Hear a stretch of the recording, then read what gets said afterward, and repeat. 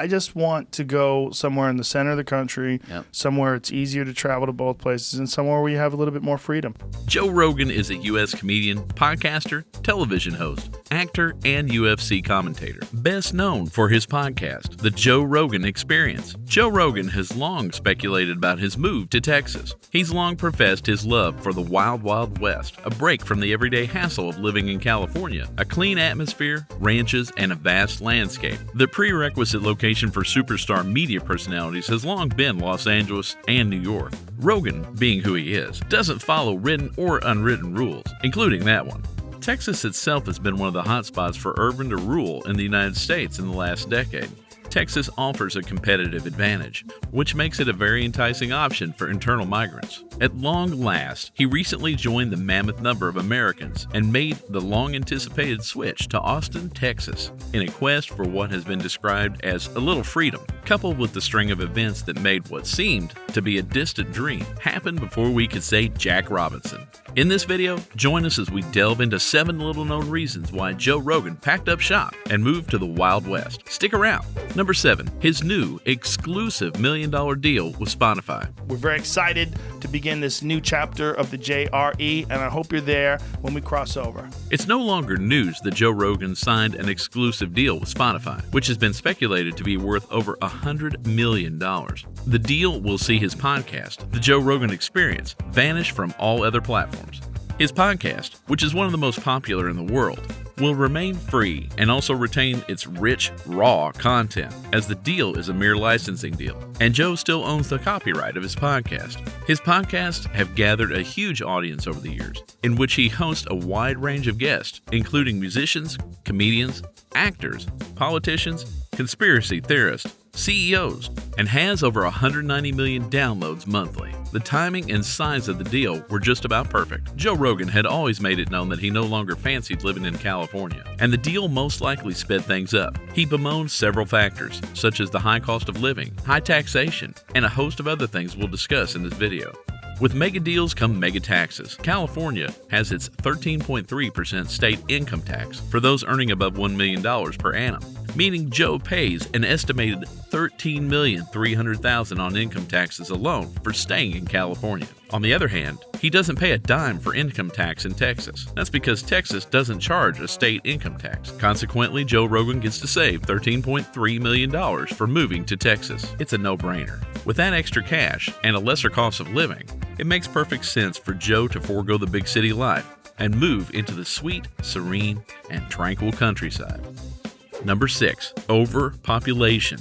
So we went to downtown LA, like, holy shit. Literally shit. Human shit on the streets. Although California has long been regarded as the Golden State, with its beautiful beaches, mountains, breathtaking national parks, and home to the Hollywood movie industry, it faces a major overpopulation crisis. Over the years, the state has lost 99% of its native grasslands, 80% of its coastal wetlands, and 95% of its coastal redwoods to facilitate the creation of cities, homes, and freeways. The more they expand urbanization, the less habitat there will be for plants.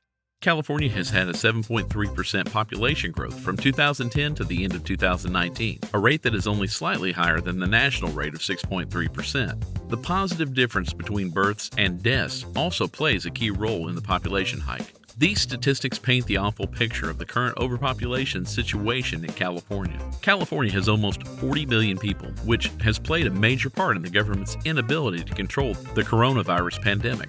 On the contrary, Texas is yet to hit the 29 million mark and boasts a higher land area. Joe recognizes these problems and has cited them as one of the reasons for moving to Texas. He believes the government doesn't have a clue on how to combat the coronavirus and felt that he had to move to somewhere he would be less likely to contract the virus. Quick reminder, guys, please like our video and subscribe to our YouTube channel.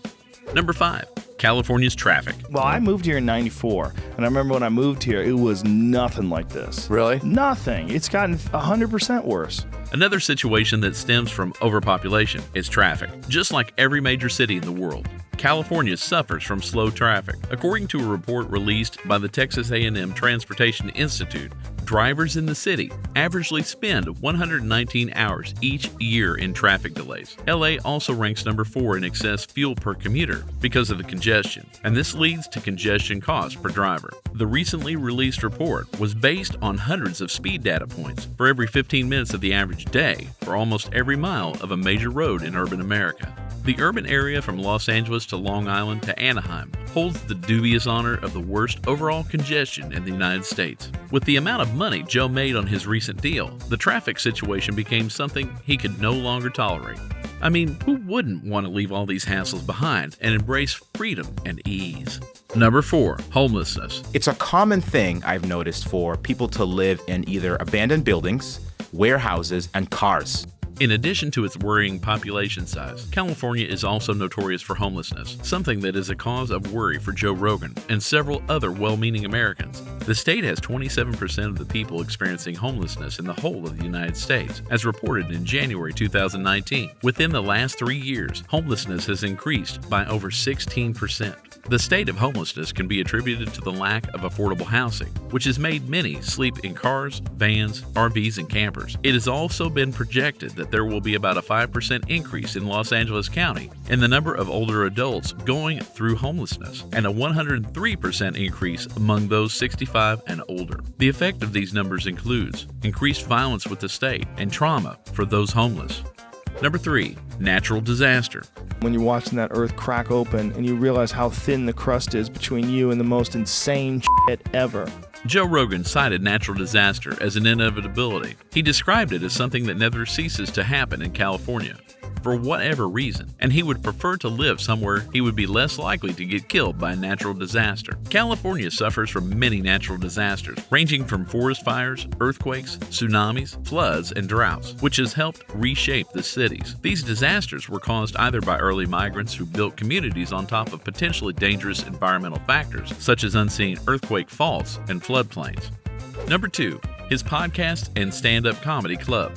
I'm still going to do shows, but I really think that there's something that's taxing about the volume of people here. Although Joe Rogan might have moved out of one of the country's biggest entertainment hubs, his podcasts and stand-up comedy shows and appearances won't be stopped. He reiterated the move would not change the show. The recent changes affected in the entertainment industry due to COVID-19 has rubbished any need to broadcast from a major city. He recently put up a picture on his Instagram with the caption, "Texas JRE studio setup has begun," which made it clear his new podcast studio is currently being built. You could argue that fewer attractions are found in Texas, but the show is big enough for celebrities and influencers to make the trip merely for an interview. There's also the option of appearing virtually, which was common during the pandemic. His move could have a ripple effect on broadcasters. Sean Hannity already dreams about leaving New York on air. Also, Joe had spoken at length about the restrictions and bans imposed on stand-up comedy, which made it impossible to have their shows at the Comedy Store. In an episode of his podcast, he once said that he would leave California because they wouldn't allow them to do their shows. Meanwhile, in other places such as Texas, they could have such shows provided they follow all the COVID-19 guidelines. After his move, he was a surprise act at Big Laugh Comedy's show in Austin, Texas. Big Laugh Comedy had booked Los Angeles comedian Tony Hinchcliffe as the night's main attraction, but Hinchcliffe, a regular guest on Rogan's podcast, shocked audiences when he brought his buddy Rogan on partway through. Joe had a good time at the show, where he shared jokes about his family life, experience with the cancel culture, and teased about opening his comedy club in Austin.